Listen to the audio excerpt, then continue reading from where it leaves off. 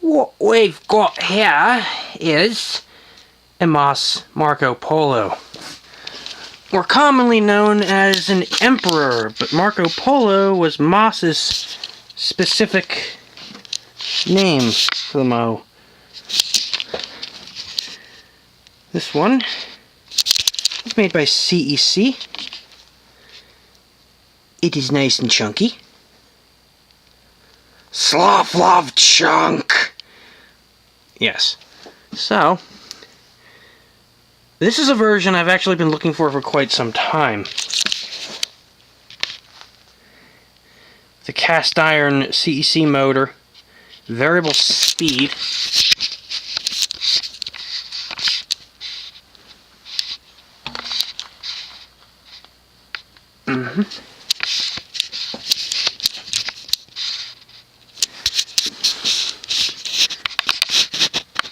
And the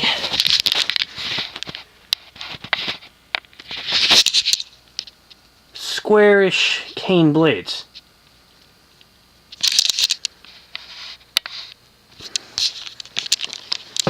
This one probably dates to the early 1980s.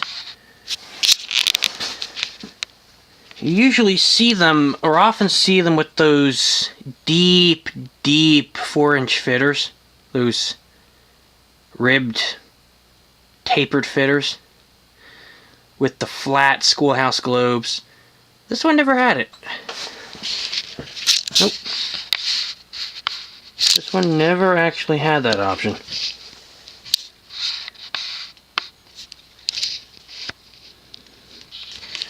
So, it is model MP52.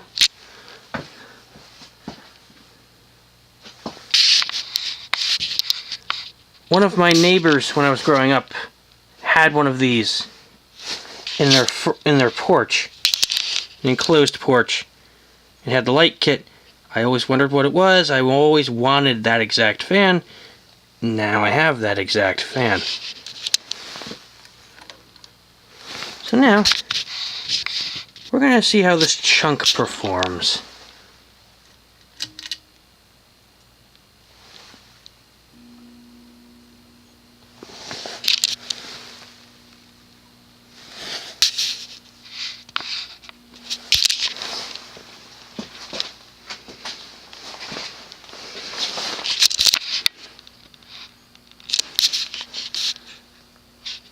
This is the low end of the variable speed control.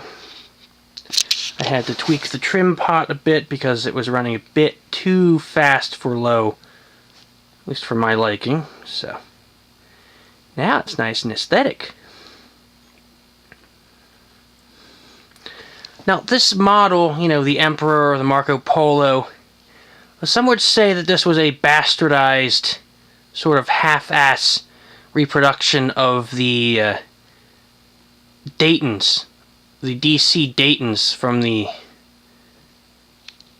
1890s into the early 1900s, with the big canister-shaped, barrel-shaped housing, and the embellishments on the side. The only company that really made an accurate reproduction of that fan was Casablanca with their Broadway Limited / Commodore Vanderbilt.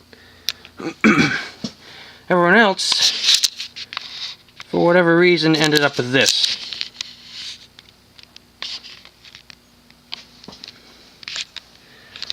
SMC is the most popular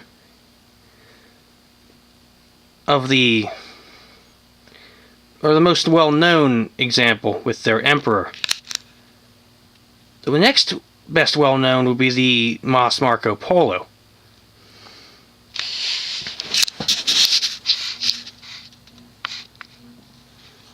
See, it's a cast iron motor with a cast switch housing, on and off pull chain, variable speed.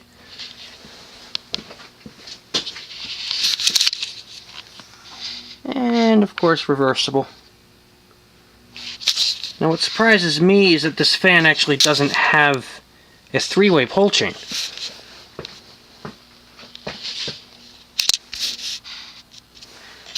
You'd think it would, and it probably will eventually.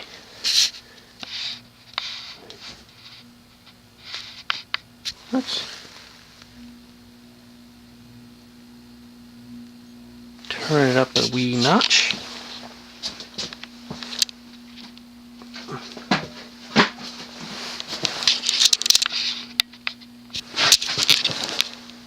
Now it's running at a fast low. And since it uses a cardboard box variable speed control, it is, of course, a bit hummy. Surprised? You shouldn't be.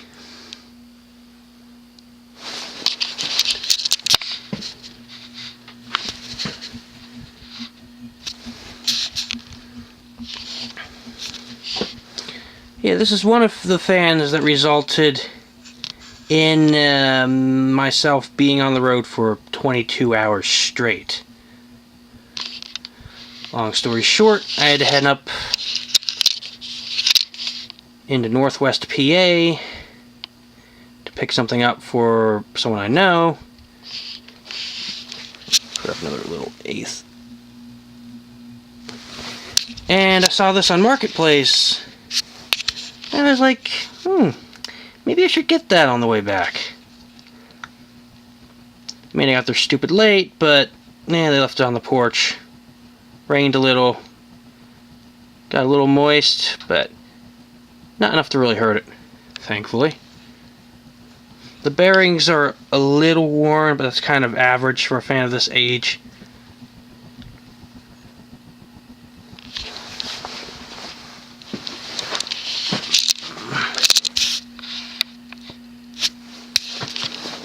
But yeah, it was one of those trips which you think it's only going to take 6.5 hours, but nah, you got a bunch of stops, you got a bunch of other, variables to take into consideration, and yeah. But this was worth it, because, like I said, I've been looking for one of these for years. I mean, probably 15 years ago I found, or got one, almost 15 years ago, I got one similar to this, but it was made by Aircool, and it was nowhere near as good. It was 3-speed, cheaper, just Same general design with the decorative beehive-ish canopy and the same embellishments on the side of the motor, but not the same. Up another notch.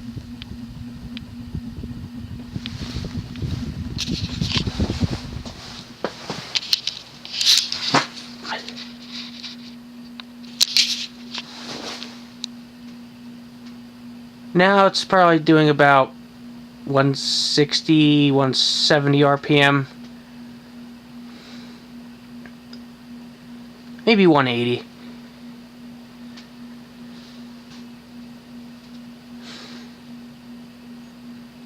Now, CECs, or at least with the cast iron motors, they work off of speed rather than pitch. The blade pitch is very low, maybe 11 degrees, while the motor is quite fast. And CEC motors generally tend to top out at 250 RPM, or at least according to their labels. So, yeah, let's put it to high.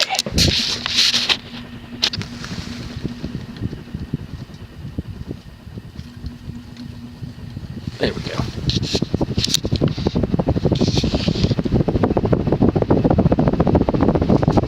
And like all cast iron, or most cast iron CECs, it flies.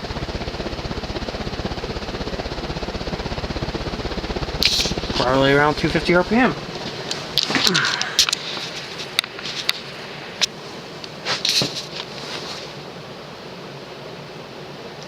One of the blades was slightly out of clock, but I knocked it back into place. I mean, the wobble was already negligible, kind of minimal. Now it's even less, which is good.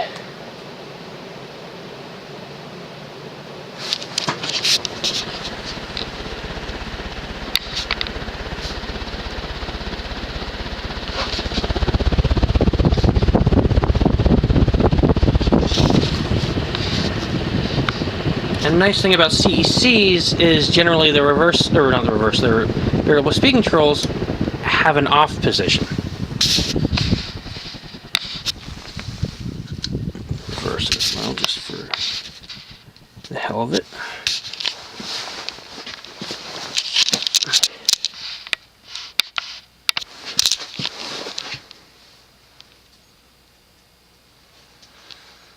So, if you got little kids running around, you don't want them screwing with the fan, pulling on the pull chain, you just turn it off with the variable speed control and leave them quite disappointed.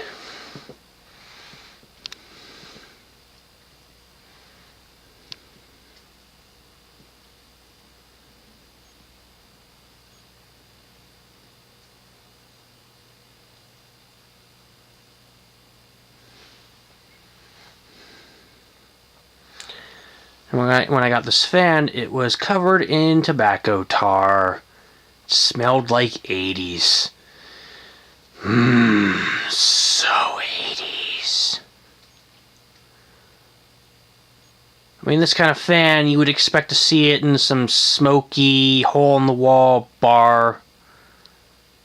You know, when everyone's smoked, you can barely see 3 feet in front of you, you know, good times.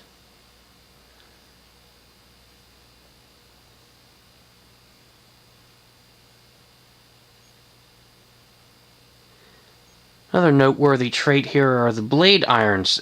They're actually pretty heavy cast irons.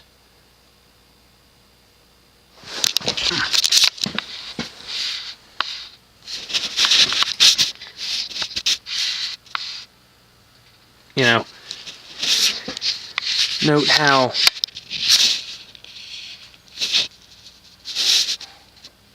the screws are not flush in the blade irons. That's because the feet of the blade irons are solid. There are no holes, there are no spots for them to reset. There are no recesses. So, yeah. So let's run it straight from high and reverse.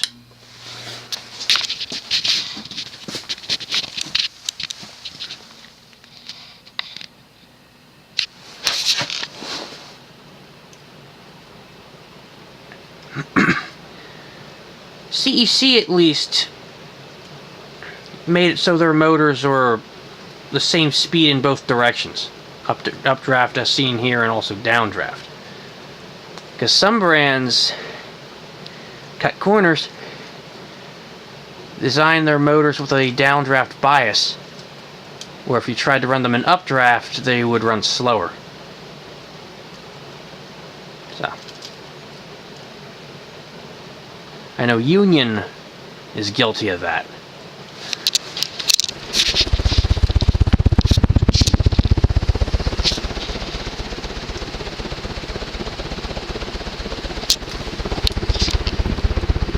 Let's pull it from the chain.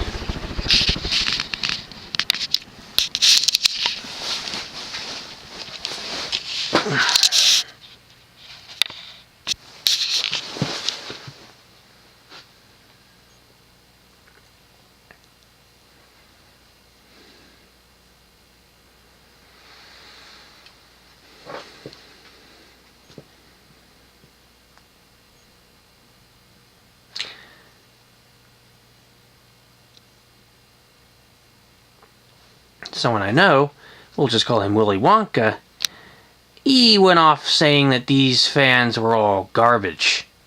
And a lot of them were. The later SMC Emperors were garbage. They're cheaper, smaller housing. There were various other brands that made a style like this, and they were average at best. But these are nice. And this is also interesting because this fan uses a 3/4 inch downrod, not 1/2 inch like other CECs. Which leads me to believe that possibly this is an earlier CEC, maybe 80, maybe 79. Because as far as I remember, Moss started up around 78. So this could have been one of their first models. And it uses a metal Leviton pull chain as well, which, yeah, they like to arc to their housings and give you a bit of a jolt. And those disappeared after maybe 82. So, methinks early.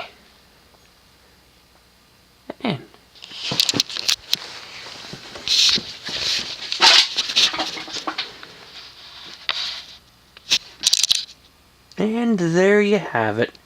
A Moss Marco Polo manufactured by CEC.